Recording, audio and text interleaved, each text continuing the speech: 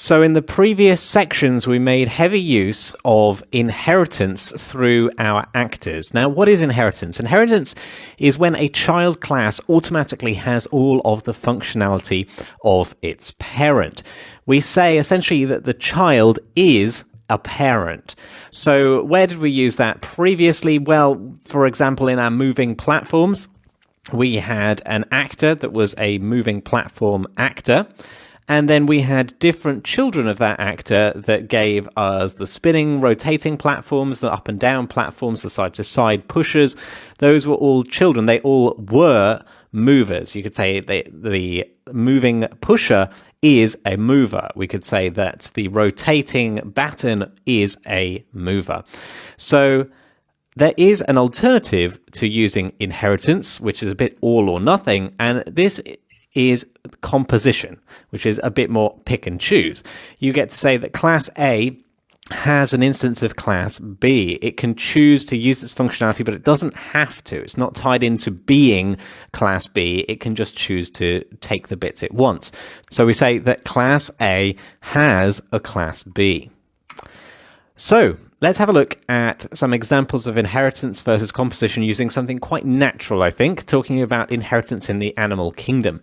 We might have a class, an actor, say, that is an animal actor.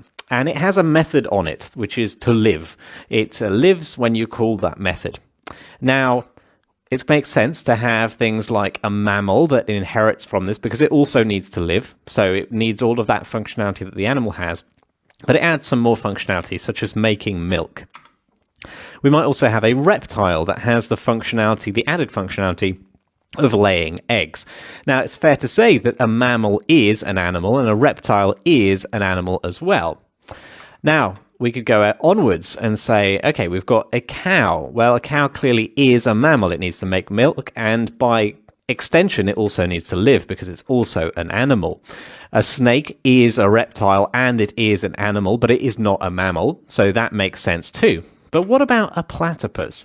A platypus suddenly needs to both be a mammal and a reptile because it needs the functionality of laying eggs and it needs the functionality of making milk and it needs to be an animal. So it gets a little bit confusing here with inheritance, and inheritance can put us in a straitjacket and make these situations really hard to resolve.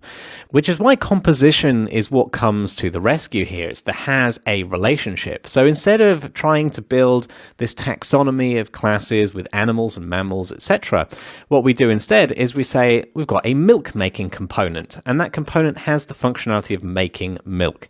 So the cow would have one of these milk making components and it gets its functionality from there. The snake can have its egg laying component and it gets its egg laying functionality from there. And the platypus can have both components. It doesn't have to pick and choose one component, it can have all of them, and it gets to share the functionality just fine. So let's take the example that we're going to be using here, where we've got for a mover. We've got something that wants to move. We might have started setting it up as an inheritance and is a relationship.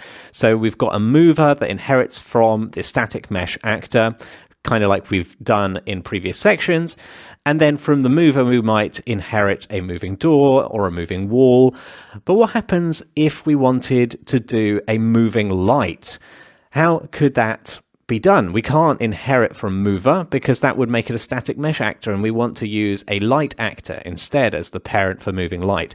How could we resolve this problem using has a relationships instead? Pause the video, have a think about it, get out a piece of paper and jot down some of your thoughts. Okay, welcome back. So this is the way I would resolve the problem. So we could have our moving door and moving wall both inherit from static mesh actor. That's fine. And the moving light can inherit from the light actor. But now the difference is that we include this has a relationship in here as well. So the moving door, the moving wall, and the moving light all can have a mover component on the actor. And this is where actor components come in really handy. And we're going to put this into practice in the next lecture. So I'll see you there.